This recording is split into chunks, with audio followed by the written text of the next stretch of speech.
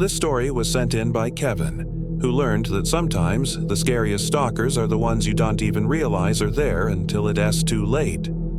Kevin was in his late 20s, recently divorced and living alone in a small apartment complex on the edge of town. He worked long hours as a mechanic, usually coming home late in the evenings. At first, nothing seemed unusual. Then, small things started happening. He'd notice his front doormat slightly moved, though he never used it. Sometimes his window blinds would be tilted differently when he came home. He chalked it up to forgetfulness, maybe even neighbors being careless. But then, one evening, he came home and found his kitchen light on. He was certain he had turned it off that morning. Unease crept in, but again, he brushed it aside. Then the phone calls started. At first, they were silent, just someone breathing on the other end. Kevin would hang up, annoyed, thinking it was a prank. But the calls kept coming, always late at night. Eventually, a voice spoke. A woman's voice, low and calm. She said, "I like the way you look when you're fixing cars." Kevin froze, his skin crawling. He demanded to know who it was, but the caller hung up. From then on, the calls came more often. Sometimes she'd describe what he was wearing that day. Other times, she'd mention where he had been. "You should stop eating at that diner. Their food isn't good for you. I like the gray shirt you wore today. It makes your eyes stand out." Kevin realized she was following him, watching his every move. He contacted the phone company, but the calls came from blocked numbers, impossible to trace. He reported it to the police, but without threats, they couldn't do much. The fear began to seep into every part of his life. He stopped going out after dark. He double-checked his locks, taped his phone's camera, even left a baseball bat by his bed. One night, as he lay awake, he heard it, a faint scratching at his living room window. He sat up, heart pounding, and crept to the blinds. When he peeked through, he nearly screamed. A woman stood there, pressed against the glass, her face partially obscured by her hair. She smiled when she saw him looking. Kevin shouted and grabbed the bat, but by the time he threw open the door, she was gone. The police searched the area but found nothing. They told him to stay vigilant, to call if she came back, but she never really left. The next morning, Kevin found a note slipped under his door. It read, "Why did you chase me? Don't you like me too?" His stomach twisted as he realized she had been inside his building. Over the next few weeks, the harassment escalated. Notes appeared on his car windshield. Small gifts, flowers, candy, even a framed photo of him working at the garage showed up at his door. Kevin barely slept, terrified she would break in. And then, one night, she did. He woke to the sound of his bedroom door creaking open. There she was, standing in the dark, holding one of his shirts to her face. Kevin leapt out of bed, shoving her back and fumbling for the phone. She whispered, "Don't call them. I love you. I've always loved you." He managed to dial 911 as she tried to push past him, bleeding through tears. Police arrived within minutes, finally catching her before she could run. Her name was Emily, a woman he vaguely recognized as a customer who had brought her car into the shop months earlier. She had fixated on him after that, following him home one night and never stopping.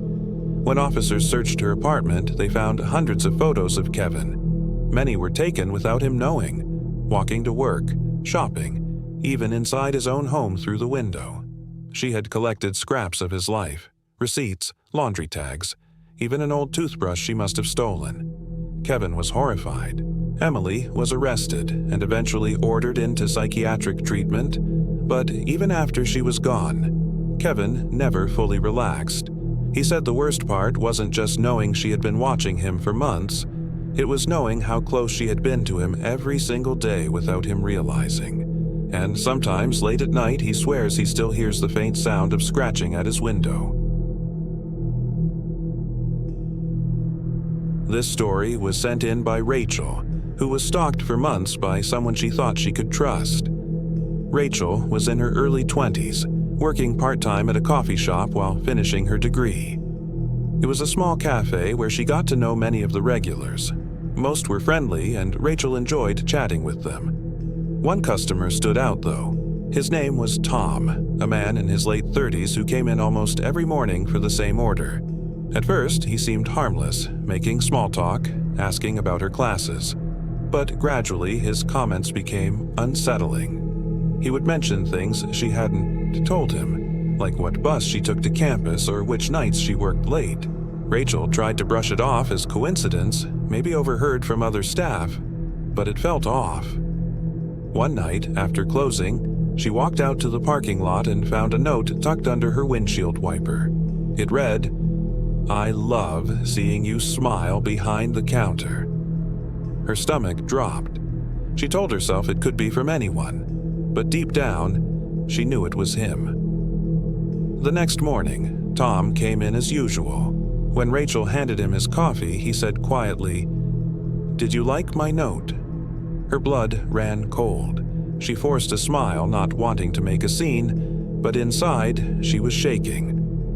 Over the next few weeks, the notes multiplied. Sometimes they showed up on her car, other times slipped into her bag when she wasn't looking. They became more personal. "You looked gorgeous walking to class today. I don't like when other guys talk to you. I wish you'd notice me the way I notice you." Rachel confided in her manager, who promised to keep an eye on things. But Tom never crossed any obvious line inside the cafe, so there wasn't much anyone could do. Then one night, Rachel came home to her apartment and found her front door slightly open. Her heart pounded as she stepped inside. Everything looked normal until she noticed the photo frame on her dresser.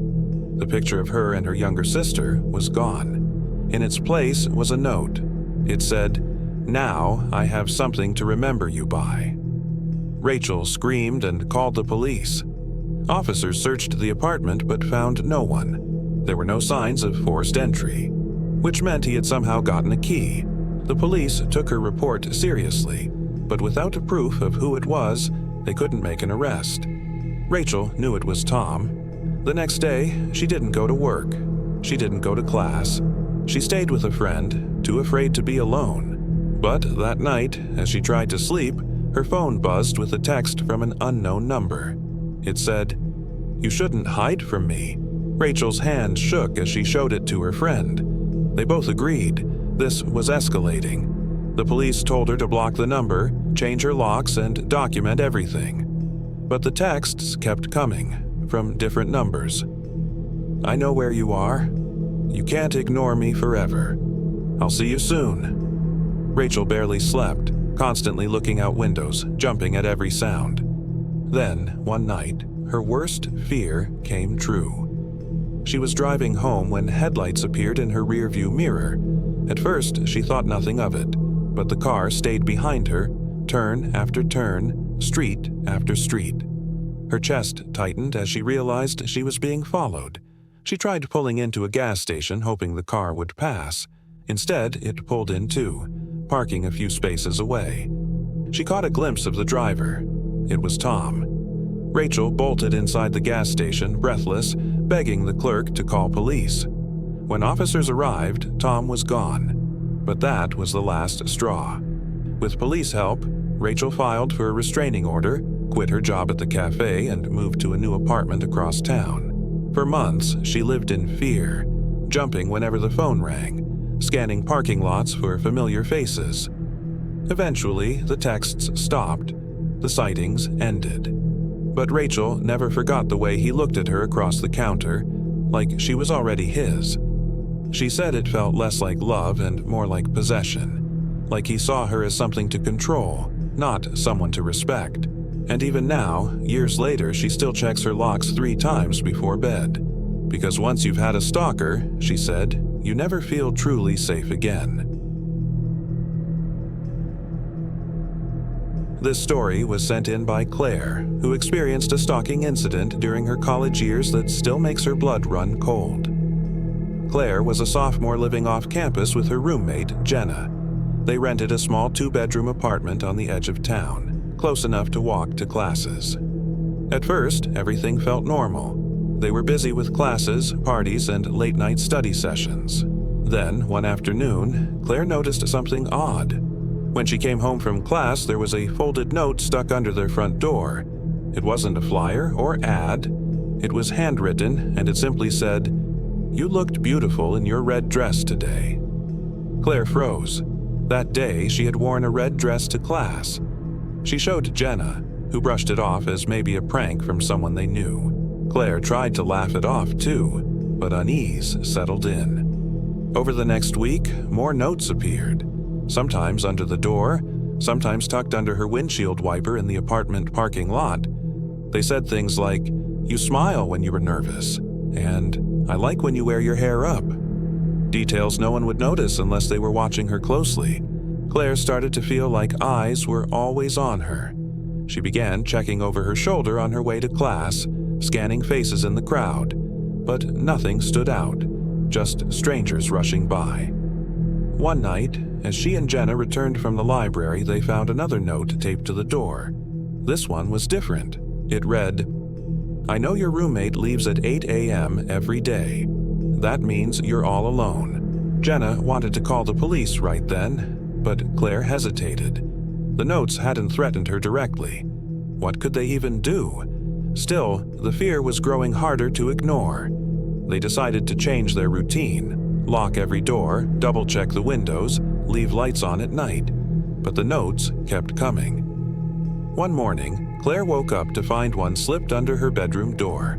That meant someone had been inside their apartment. Her stomach dropped. She called Jenna into her room, both of them staring at the piece of paper in disbelief. It said, "You look so peaceful when you sleep." Panic set in. They tore the apartment apart, checking closets, under beds, even the crawl space. No one was there. Claire barely slept that night, jumping at every sound. The next day, she skipped class and went to the leasing office, demanding answers. The landlord admitted that a spare key had gone missing months earlier. He hadn't thought much of it. Claire was furious but also terrified. Anyone could have had access to their apartment. That evening, she noticed something chilling. In the reflection of her darkened window, she saw movement across the street. A man stood half-hidden behind a tree, watching their apartment.